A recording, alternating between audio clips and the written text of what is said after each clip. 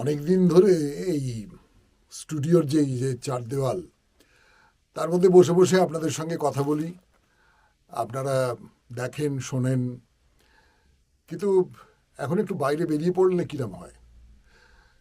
সত্যি সত্যি বাইরে বেড়াতে যাচ্ছি। 8 তারিখ রাত্রিবেলা ট্রেনে উঠব, 9 তারিখে পৌঁছবো পুরুলিয়া অযোধ্যা পাহাড়।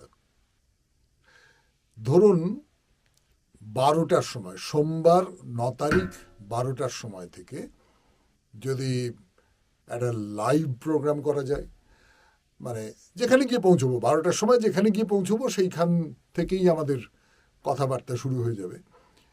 দেখাবো আপনাদের অযোধ্যা পাহাড়। যদি গিয়ে থাকেন তাহলে তো খুব ভালো, আর যদি না গিয়ে থাকেন তাহলে আমার চোখ দিয়ে দেখবেন।